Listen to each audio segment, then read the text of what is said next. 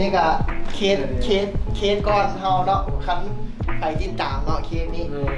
เป็นเฮ็ดเป็นกรณีศึกษาเนาะถ่ายในคลิปก่อนคันใครติดตามก็น่าจะเห็นผมเที่ยวอยู่ TikTok นะ TikTok แล้ว ตอนนี้หายดีแล้วอาจารย์ถามว่า 99.9% อีก1%ในทางเป็นใหม่ แนะนำมาเลยตามที่ดูเลยมาเลยมา อันนี้นักกล้ามทั้งมึนเลยนักกีฬาทั้งมึนเลยนี่ก็นักกีฬานี่ก็นักกีฬา อันนี้ก็สิมา แล้วมาแบบบ่ได้นัดกันอีกได้ นักกีฬาแทงเขียน นักกีฬาแท้เขียนเขาก็นักกีฬาอันนี้ ไม่บางอื่นมันนี่ นักกีฬาบิดคอโอเคนางเลยเอาฉี่เซ็ตเบอร์นะผมกลับเนี่ยก่อน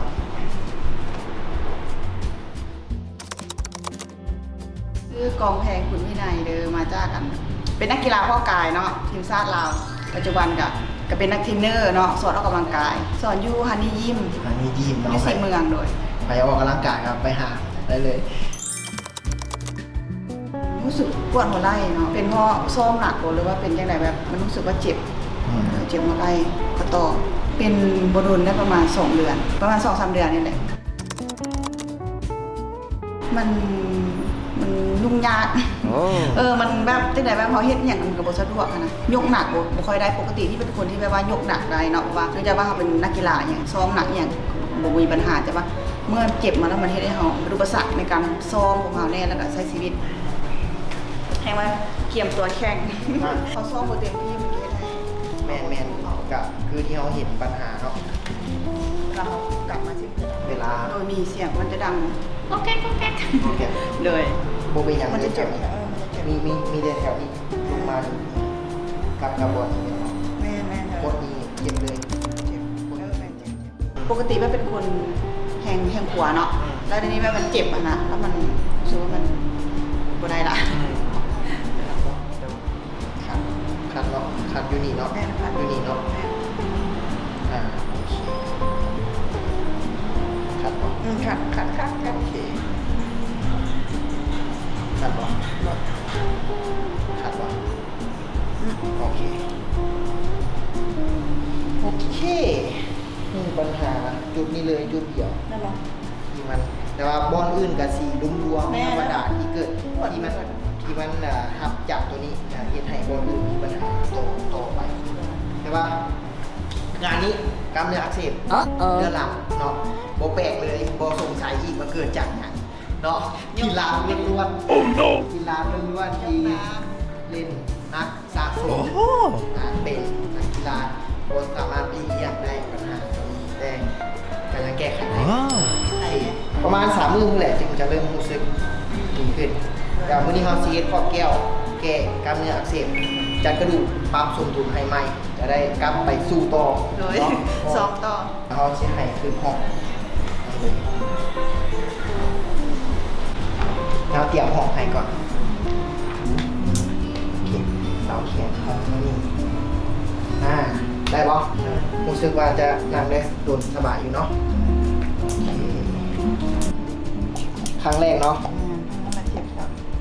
วันนี้จะดำเลย แสดงว่าถ้ามันดำแบบนี้แสดงว่ามันอักเสบอยู่ทางในเลยหรือว่ากล้ามเนื้อมันอ่อนล้ามันเมื่อยนะครับมีปัญหาอยู่ทางในแสดงว่าจุดนี้มีปัญหาอีหลี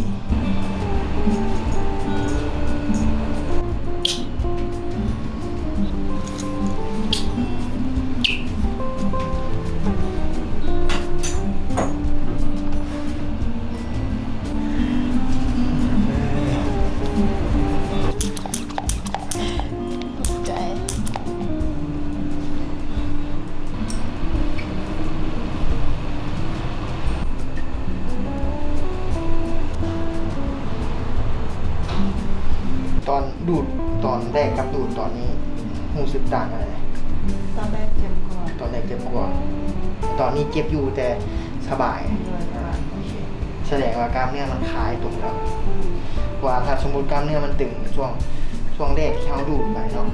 ถ้ากล้ามเนื้อมันแบบมันตึงเราจะปวดเข้าไปในเลยแต่พอประมาณ1 นาทีหา2 นาทีผ่านไปมันจะพอกล้ามเนื้อมันคลายตัวแล้วมันจะรู้สึกแบบเจ็บดูดธรรมดาปวดธรรมดาแม่นบอกหมอต่อถือ ว่าเจ็บอักเสบแต่ว่าบางคนย่านนะบางคนย่านเลือดเปิดตัวแต่จริงๆมีพวกเกี่ยวกันเนาะเพราะว่ามันเป็นเลือดในเส้นเลือดนะเลือดที่เขาบริจาคมันเป็นเส้นเลือดใหญ่ต่างหากอันนี้เป็นเลือดพวกเลี้ยงพวกกล้ามเนื้อไงต่างๆอยู่ข้างนอกเนาะอันนี้เราต้องตื่นถ้าสมมติมันมีปัญหามันจะออกหลายนี่คือตัวนี้นี่โปรไฟออกแสดงว่าพวกนี้อักเสบอะไรตัวนี้บางคนคันหู้แล้วนี่แห้งออกหลายก็แห้งดีใจเนาะ บางคนเสียติด เลือดเสีย พอพากับเจ้าหูเนี่ยช่วงหลายเป็น เลือดเสียเลือดที่มันข้างอยู่เลยข้างอยู่นี่เลือดมันไหลมาห้อนนี่แล้วมันติดอยู่นี่มันไปห้อนแขนบ่ได้บางทีมันจะเกิดอาการซาลงแขนได้เพราะว่าเลือดบ่ห้อนไปคันเขาดึงบางทีมันติดออกปุ๊บมันก็จะบ่มีอยู่นี่เลือดมันก็จะ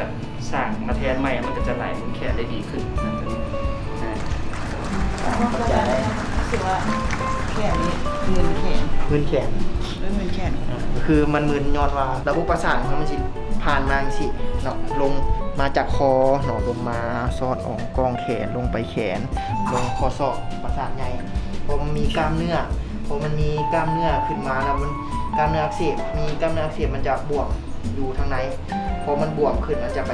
กดเส้นประสาทตัวที่ส่งมาจากคอเนาะก็เลยเห็นให้มีอาการมึนชาลงถ้าโบหู้บางคนก็คิดว่าเป็นหมอนห้องคอหักเส้นบอแต่อาการมันจะคือกันมันจะมือลงแขนลงขาคือกันว้าวขาเสื้อหน่อยหนึ่งเด้อจะแสบๆเดี๋ยวดีเก็บรายละเอียดหน่อยหนึ่งเก็บเพราะว่าบางเทื่อขั้นเขาโบเก็บเนาะบางทีแบบบอลใกล้เคียงมันมีปัญหาไปหน่อยต้องเก็บ โหดเลยโอ้ ปันการประมาณสัก3-4 มื้อมาจาก จะระยะมันจะเป็นอะไรที่ตกใจ